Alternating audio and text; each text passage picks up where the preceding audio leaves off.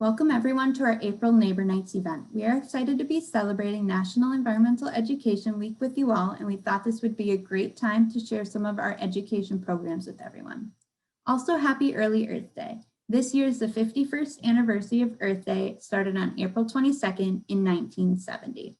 Before we get into the education programs, I'm going to walk you through some of the general goals and objectives of environmental education. So first, the goals. These were created at the world's first intergovernmental conference on environmental education in 1977.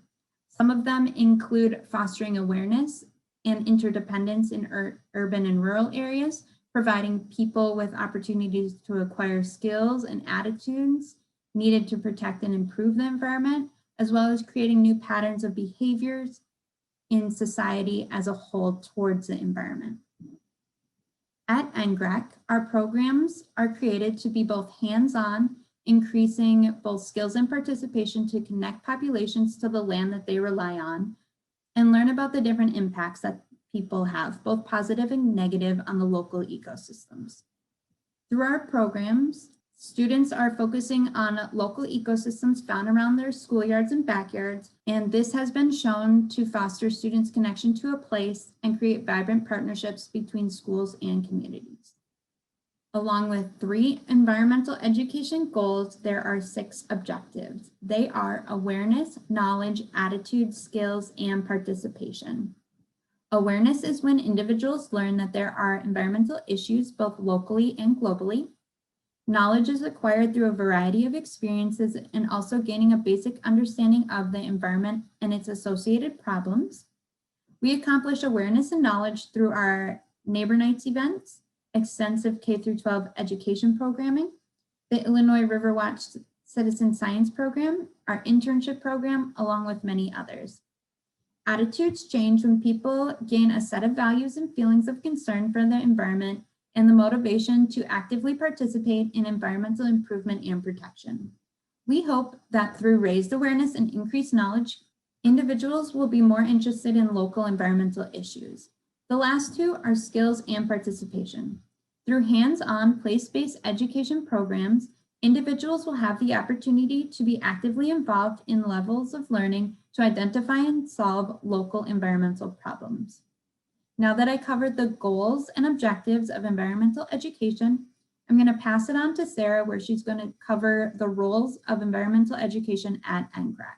Thank you, Jen. So the screen shows you what NGREC's working model looks like. And this is the model that we use when we consider initiating new research and programs here at NGREC. Historically, there's been a pretty significant time lag of good scientific research making it into practice and policy at the broad scale. So NGREC seeks to somewhat short circuit this time lag by identifying critical knowledge gaps and undertaking research and education initiatives directly related to those gaps in knowledge.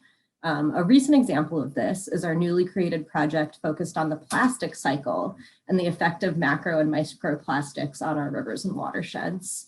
Through this project, in addition to our scientists conducting research on the topic, we're actually bringing on several undergraduate student interns this summer who will spend time alongside our scholars immersed in field research and lab work related to the plastic cycle.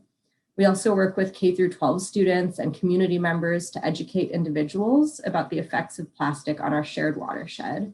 Our working model really allows us to share our research directly with the next generation of scientists, community members, and policymakers, thus circumventing the lag in policy that's created through having to go through the stages of publishing your research, having it put into a peer-reviewed journal, and eventually trickling down into the policy and education arena. So Jen is going to now talk about some of the ways that we utilize environmental education programming at our center. So I will hand it back over to you, Jen. So tonight we're going to cover a variety of topics, including the critical interface network, focusing on the environmental side. So in January, we were lucky enough to host a Neighbor Nights talking about the research happening with the critical interface network, but tonight we're going to focus on education. We're going to then cover the community outreach, Sarah will then come back on and talk about Project WET, the Mississippi River Exchange, and the Internship Program. Two other great programs that we have at NGREC are the Swarovski Water School Program and Stream Discovery. These were covered last month at our neighbor nights when we talked all about water. And you can find all that on the NGREC official YouTube channel. So NGRREC official, which is where all our neighbor night recordings will be. So diving right into the Critical Interface Network. This is a multi-year project researching the impacts of agricultural practices throughout different landscapes. But we're not talking about the research, we're talking about the education. So what are our education goals? We divided it into many different topics. So first we're gonna look at K through 12, then outreach events such as these neighbor nights. And then lastly, we hope to start more workshops and get landowners and agriculture organizations involved. As I stated previously, this is a multi-year program. It is actually over 5 years. We are in the middle of year 1. Starting in year 2, we hope to start creating lessons, recruit teachers, host more neighbor nights, and then have our website finalized. Year 3, we're going to implement those lessons, host virtual seminars, and start getting landowners involved. Year 4 is when a lot of the exciting things start happening. So we want to create a virtual simulation program or game for the students where they get to learn about the equipment scientists use. They can go through and actually do the tests scientists do, all virtually from their school. We also hope to get more stakeholder workshops going and work with people in the agricultural field to share the research. So some of our outcomes, this is not an exhaustive list, but of course we want to share our findings to help guide agricultural practices. We hope to increase knowledge of earth systems for students and help restoration measures. But why is this important? So I created a list of just 3 very basic reasons why CINet research and education is important. We want to increase local relevance. So we want to create curriculum that focuses on how the landscape was formed, as well as our past and current local land use. We also want to raise awareness and help increase knowledge about our local impacts on the landscapes throughout various human activities such as agriculture, which is the focus of this project. Next, we hope to enhance earth systems knowledge. So we're actually very excited to be working with partners from the Northern Illinois University who were recently awarded a grant through the Illinois Innovation Network to provide teacher workshops focusing on place-based local geoscience thinking and ultimately create a network of educators around the state who are connected to current earth science research and researchers to enhance current curriculum and practices. And this fits in with NGREC very nicely because we are working with the researchers hands-on. We talk to them every day, every week, so it seems like a great connection. And lastly, just as equally important is to share the most up-to-date research with local landowners and restoration managers who work directly with and on the landscapes that are being studied. As Sarah stated earlier, research findings can be slow to spread and not everyone will receive the latest information. And as the education department working closely with the researchers, it's imperative that we reach out to the community and stakeholders to pass along this information. Now, switching gears and going more with the community side, we do a lot of community outreach. So some of these goals can create and foster a greater understanding of the river system, but also connect us to the community and the community to us. And we do this in a variety of ways, and I'm going to cover 3 topics. The first one is the annual water festival. The next is community festivals that we participate in. And then the last one is hosting events at NGREC. So the annual water festival. This takes place at the Lewis and Clark Community College campus. Students and teachers are able to participate in the Water Festival and experience many different hands-on activity stations that promote water resource awareness. And this also includes canoe rides and fishing. Before the Water Festival, participating teachers also attend a one-day workshop in advance where they're introduced to the concepts of water resource management and big river ecology. This is a great activity to bring together many local community organizations and allow students the opportunity to expand their knowledge in a fun and engaging way. Some of the organizations listed on this slide actually helped us during our virtual water festival that we held in March. And without them, we would not be able to put on such a great experience for the students. The next one is the community festivals. Last weekend, we were lucky enough to participate in 2 different festivals. So we did a little divide and conquer, and we went to the Mushroom Hunt Festival at Raging Rivers, as well as the Riverbend Earth Day Festival held by the Old Bakery Beer Company. I also listed some of our past involvement, including the Earth Stewardship Day and working at school science fairs, and we hope to be able to do more of this as we move forward. And then lastly is the experiences at the field station. So hosting events at our field station is a great way to pass along information and resources about the river and meet the community members. Along with volunteering at different festivals, this is an excellent way for us to give back to the community that we are glad to be a part of. Although this past year looked a little bit different, I know Sarah and I are excited to be able to host more in-person events and school groups in the near future.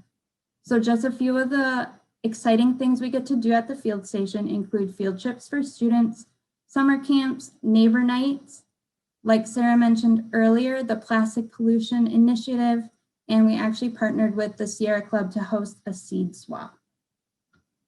So that is what I was going to share. I'm going to pass it on to Sarah. So I'm going to talk to you about a few of the other education initiatives that we have here at NGREC. One of them is Project WET. Project WET stands for Watershed Education Today, and it operates in 80 countries and through all 50 states in the US. NGREC acts as the state coordinator for Project WET in the state of Illinois. And as a state coordinators, we train a network of facilitators throughout the state on how to utilize the immense curriculum contained in the Project WET guides. There are multiple curriculum guides published by Project WET with varying content. I listed 4 of them on the side, but they actually have over 20 publications. So we train our facilitators throughout the state on how to utilize this curriculum, and then the facilitators turn around and they train the teachers and non-formal educators throughout their local regions and how to utilize Project WET at their schools and in their nature centers. Through this top-down model, we're actually able to reach a pretty large network of teachers in our state, and collectively Project WET reaches millions of people around the globe. Since taking over as the state coordinators of Project WET in 2013, we've trained over 40 facilitators who have trained over 500 teachers, and those 500 teachers have trained over 7,000 students throughout the state in Project WET curriculum. This model is very similar to the models we use to coordinate our stream discovery and Swarovski Water School programs that we listed and talked about in last month's Neighbor Nights. And in addition to learning about the curriculum, all of the teachers who participate in our facilitator and teacher professional development workshops get credit towards their licensure requirements for the Illinois State Board of Education. The core beliefs of Project WET align very well with our beliefs at the National Great Rivers Research and Education Center, as well as with other programs that we facilitate and administer. We have implemented curriculum in over 200 schools throughout the state, so that's pretty impressive. For context, we've been the state coordinators for just under 10 years, whereas in a lot of states, the coordinators have been coordinators for 20 to 30 years. So our state has a little bit less of a network, but we are working to grow it as we speak. All Project WET activities and curriculum are aligned to next generation science standards, which makes the curriculum meet or exceed state standards in all 45 states that have aligned their state standards with NGSS. There are only 5 states in the country who have not chosen to adapt next generation science standards. Curriculum is based on discovery through hands-on learning and engagement through games and lesson plans geared towards inquiry-based learning. So students really immerse themselves in this curriculum, they participate in hands-on activities, and come out with a deeper understanding of issues in their watershed and water on a global scale.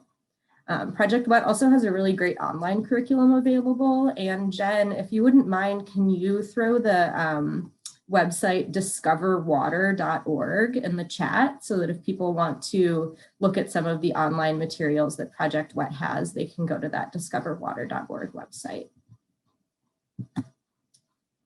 Next up, I want to touch on our Mississippi River Exchange program. This program was initially created by NGREC in 2011 to be used as a 2-semester high school course to address issues surrounding the Mississippi River system. The course was designed to be taught concurrently at separate high schools, and then students would have the opportunity to come together at the end of the course with their peers in a virtual summit. The course utilized a combination of systems and problem-based learning, critical thinking, and hands-on investigative activities that culminated in the student-led virtual summit. Throughout the school year, students would have the opportunity to discover their watershed through participating in field science, engaging in on-water activities such as canoeing or kayaking, and learning about management of the Mississippi River and its tributaries. Students also participated in stewardship projects related to the preservation of local water resources within their communities. Currently, the NGREX program is looking to adapt its model from the 2-semester curriculum course, and we're looking into creating a new STEAM-based learning initiative. For those of you who aren't familiar, STEAM stands for science, technology, engineering, art, and mathematics. We believe that we can expand the systems and problem-based learning model of the original NGREX framework to include a hands-on STEAM project for our high school student participants. We're in the development phase of creating a program that would bring high school students throughout the watershed together to design and build traditional wooden john boats. Our vision is that through working together on this initiative, students will not only learn more about their local river systems, but also learn from and interact with their neighbors up and down the river. As the NGREX program was initially designed to connect students throughout the watershed, the John Boat program will also connect regional students with each other and hopefully strengthen bonds between communities up and down our river.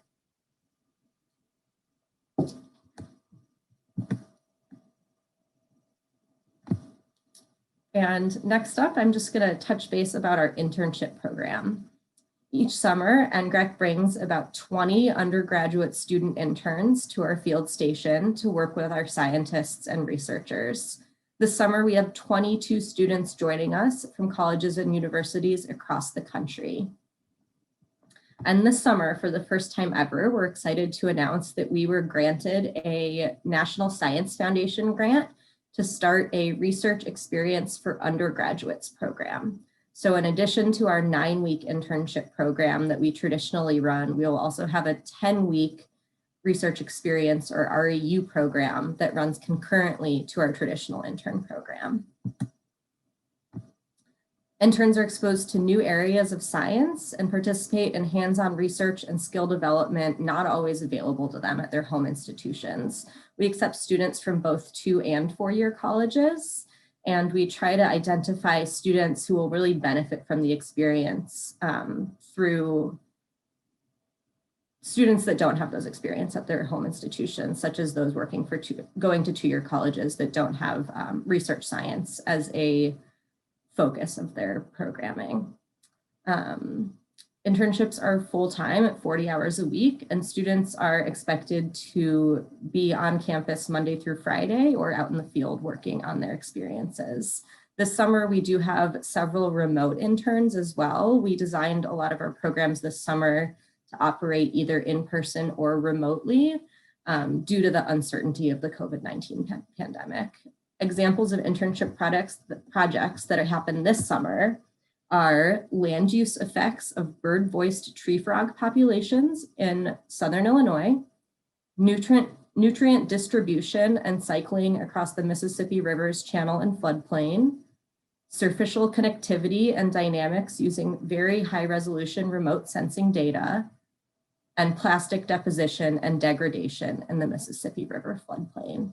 Those are just 4 of the 22 projects that we have running this summer, but they provide kind of a broad overview of some of the different topics that we cover through internship programs.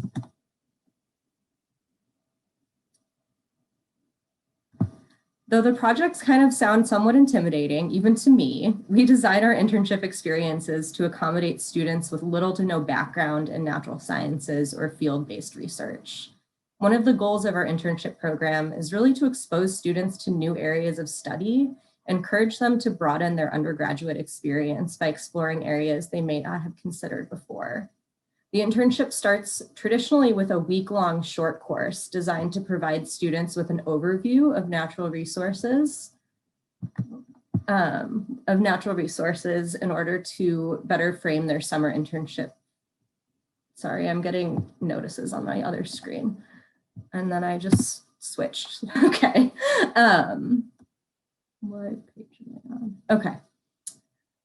So expose new students to areas of study and encourage them to broaden their undergraduate experience by exploring areas where they may not have considered before. For instance, this summer we had a pre-med undergraduate student apply who was really looking for experience in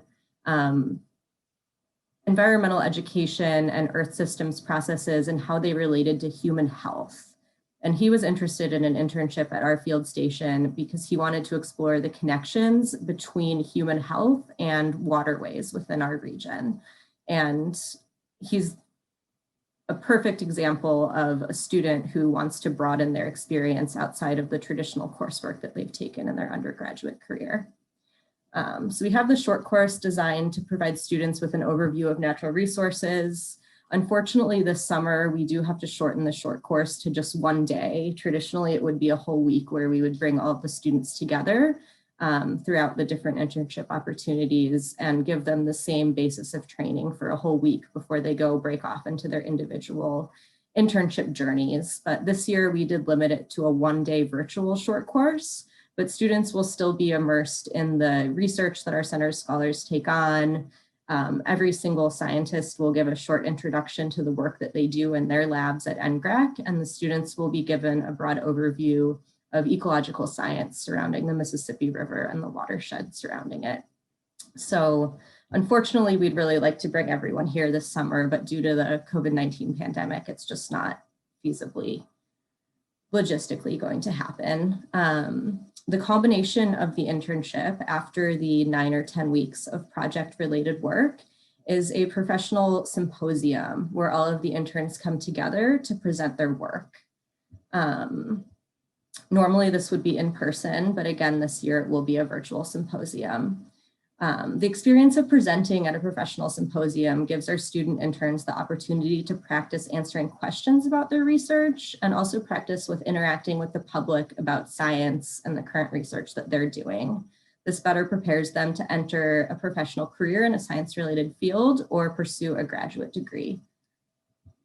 This year's symposium will take place on August 2nd, and we invite all of you to Zoom in and participate to hear about the work that the 22 of our interns will be participating in this summer. The future of the education department at NGREC, to me, currently looks pretty bright. We are initiating the process to bring on a second full-time educator and expect to start holding more in-person programming as the pandemic allows. We are excited this summer to partner with several day camps to offer education and outreach activities directly to their campers. In the future, we also expect to work closely with Lewis and Clark Community College and talk about strengthening the connections between research happening at NGREC and undergraduate education at Lewis and Clark. We currently have a very strong relationship with the Restoration Ecology program at Lewis and Clark, and we're looking to expand that relationship to other departments within the college. As Jen mentioned earlier, we're increasing our presence in local community events and workshops, And we're really working to be engaged members of the Metro East community, as well as good partners throughout the Mississippi River watershed. If any of you guys are interested in learning more about the topics we covered tonight or anything else to do with education and outreach programming at NGREC, please do not hesitate to email Jen or I.